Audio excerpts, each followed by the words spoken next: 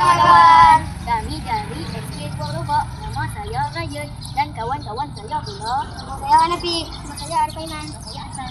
Kami akan membentangkan sejarah sekolah saya.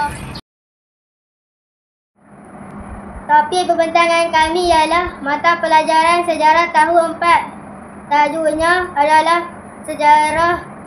Kajian kami meliputi sejarah sekolah melestarikan warisan untuk generasi akan datang.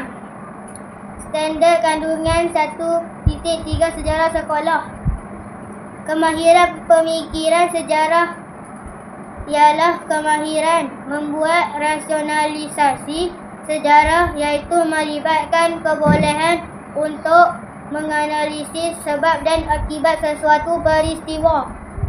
Fokus kajian kami ialah menyatakan nama, alamat dan lokasi sekolah, menjelaskan latar belakang Dewan Terbuka Sekolah, menguraikan maklumat Dewan Terbuka Sekolah.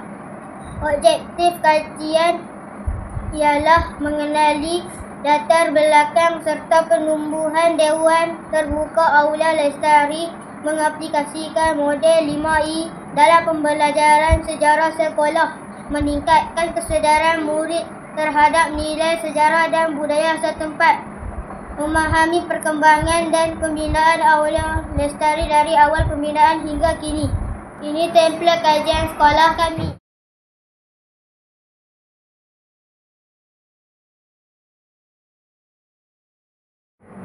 Soalan kajian pertama, menyatakan latar belakang sekolah dan sejarah pembinaan Dewan Aula Lestari dari dua sumber.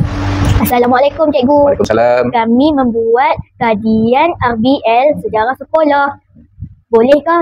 Bolehkah kami temu buat beberapa soalan kepada cikgu? InsyaAllah.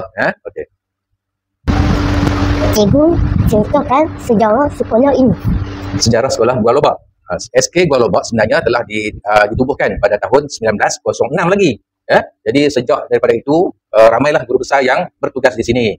Kalau nak ikutkan daripada 1906 tu, sehingga yang cikgu tahu pada tahun 1935 sampailah 2025 ini, seramai 20 orang guru besar yang cikgu ingatlah. Tapi yang terdahulu cikgu dah lupa. Sekolah Golobak ini merupakan sekolah grade A. Grade A. Kita ada 4 ataupun 5 bangunan, yang mana murid-muridnya seramai 1,300 orang. Jadi kita sungguh berbanggalah bila berada di SK Golobak ini. Jadi kalau kata sejarahnya tu sangat lama, lebih kurang dalam 100 saya rasa lah, dalam 119 tahun dah. Dari dulu 1906 sehingga kini.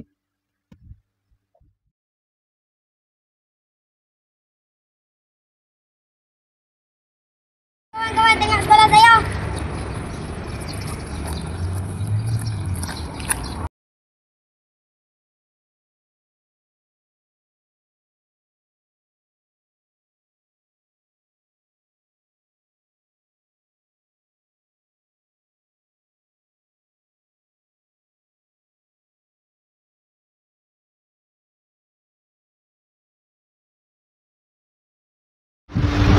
Cikgu, boleh cikgu ceritakan latar belakang pembinaan Dewan Terbuka ini? Berapakah tempoh masa yang diperlukan untuk membuat dewan ini? Baiklah, sekolah kita mempunyai sebuah dewan terbuka yang diberi nama Dewan Aula Lestari. Pada mulanya dewan ini telah didirikan pada tahun 2024 pada bulan April. Kemudian siap pada 2024 juga, iaitu pada bulan November, mengambil masa selama 5 bulan. Kini dewan ini telah siap sepenuhnya. Soalan kajian ketiga, menjelaskan kepentingan dewan kepada warga sekolah berpadukan visual grafik. Cikgu, apakah kepentingan dewan ini? Hanafi, kepentingan dewan ini sangatlah banyak.